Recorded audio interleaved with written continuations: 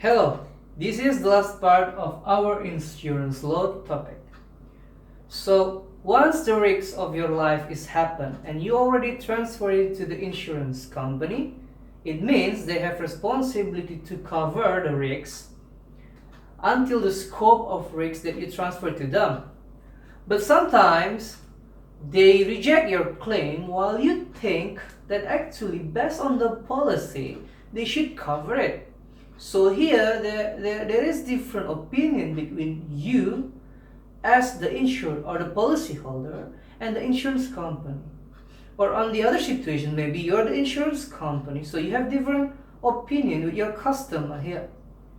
So what should you do when there is different opinion here, especially if you are the customer, the policyholder or the insured? So you have to follow several procedures, and the first thing that you have to follow is the non-litigation process.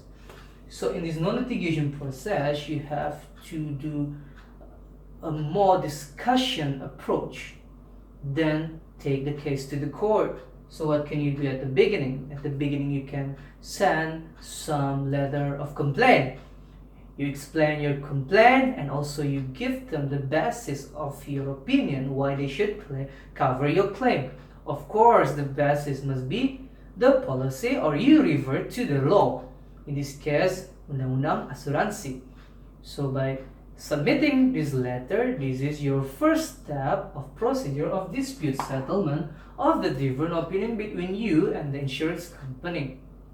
So if this kind of non-litigation process, let's say that you do some correspondency to the insurance company and then after reading your reasoning, they agree with your opinion, then they cover your claim, then no problem. But sometimes the case should continue to another step. So if they still reject your complaint, so you can do a further procedure. So in this kind of situation, you can bring the case to a mediation process, or maybe you can bring it to arbitration.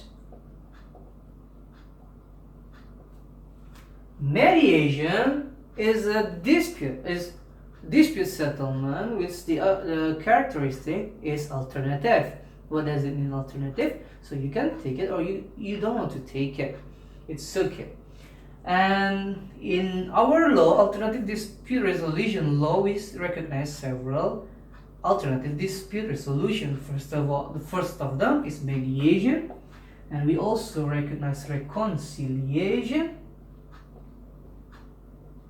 and arbitrage.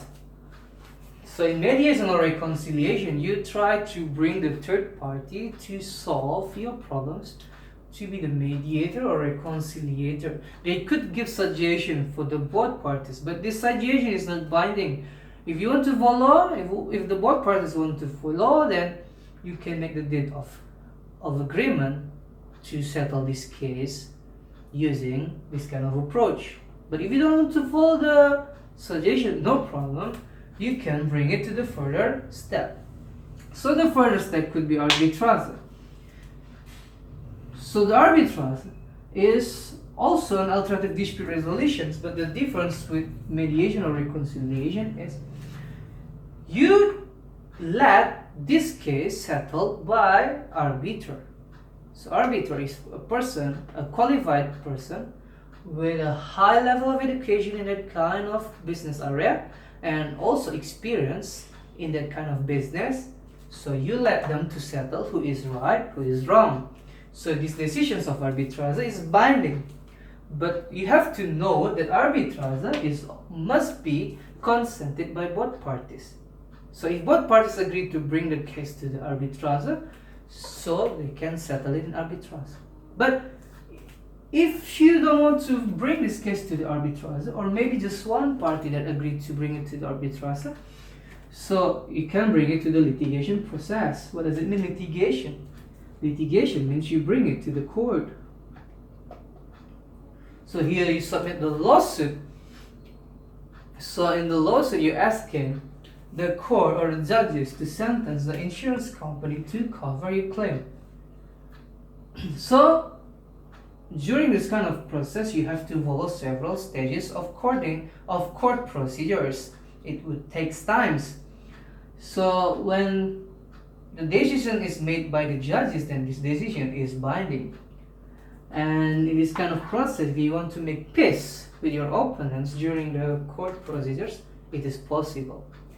So the court and arbitrage is the two binding options. Why is it called binding? Because the decision in the state is binding and you have to follow whatever the judges in the court or the arbiter in the arbitrage decide.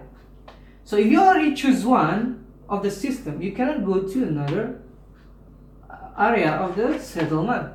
So you already choose arbitrage. So after the case is decided by the arbiter, you cannot bring the case again to the court. Vice versa. If you already settled the case in court, you cannot bring it to the arbitrage.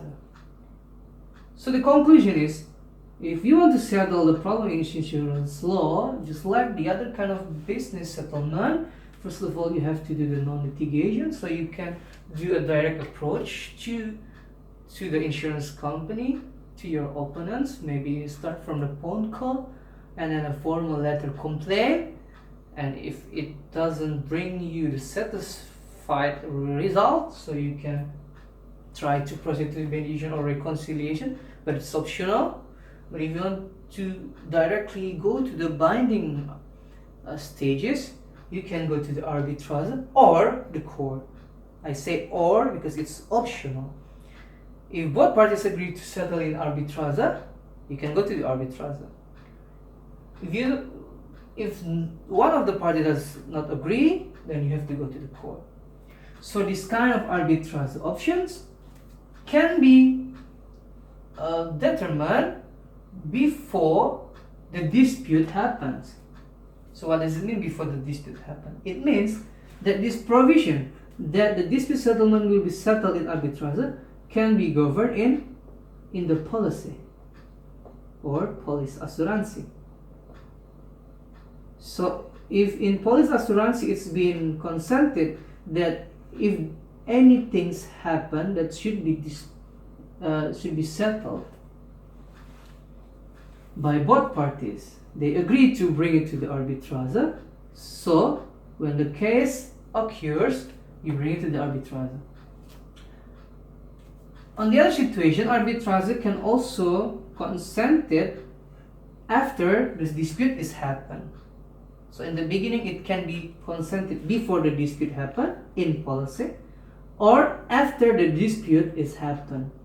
So both parties agree. So once I give the letter of complaint, they still reject it. So I'd say I want to bring it to the binding area of dispute settlement.